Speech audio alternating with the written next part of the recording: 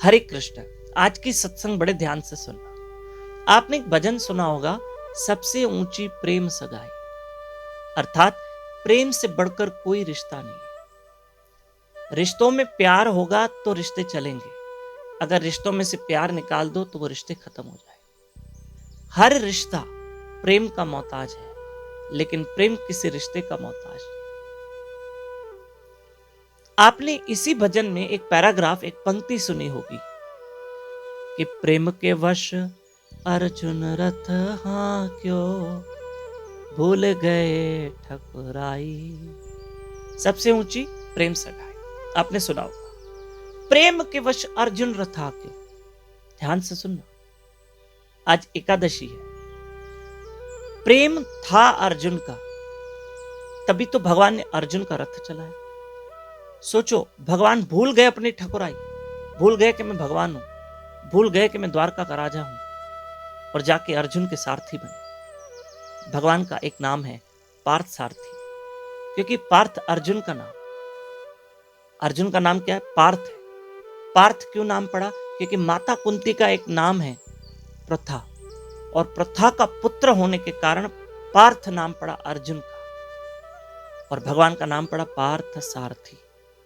वो पार्थ के सारथी बने। मुझे एक बात बताओ, कृष्ण के पास सारथियों की कमी होगी, रथ चलाने वालों की कमी होगी?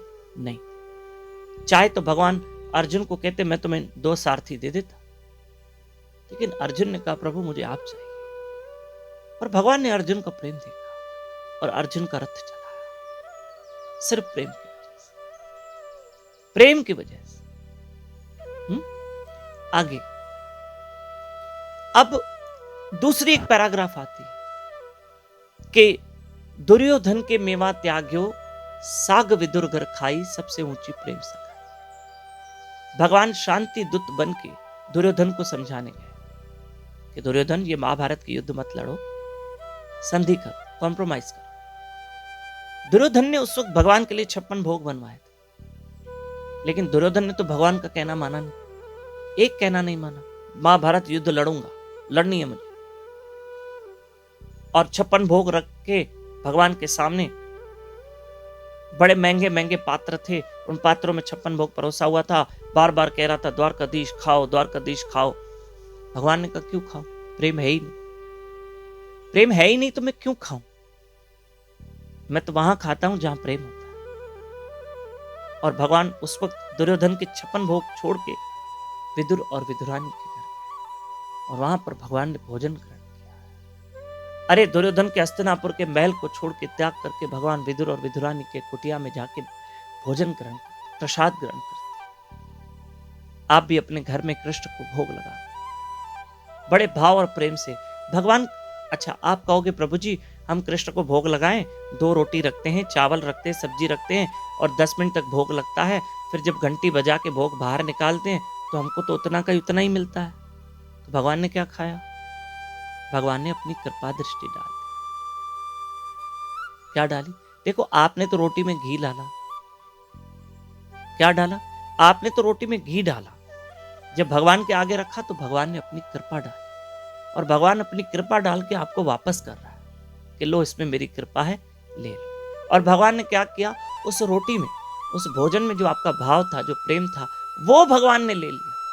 बाकी तो रोटी आपको वापस कर दी। हमारी मम्मी, हमारी माता जी बचपन में आटे के लड्डू बनाती। उस लड्डू जैसे आटे के बनते ना ऐसे हाथ से, तो मम्मी क्या करते माता जी, एक एक लड्डू में 1 रुपए का सिक्का डालते थे। ऐसे सिक्के को अच्छे से क्लीन वॉश करके अच्छे से फिर उस लड्डू में, आटे वाले लड्डू में डालते। हम लोग बच्चे थे, लड्डू तोड़ के सिक्का निकाल के जेब में डालते और लड्डू मम्मी को दे देते।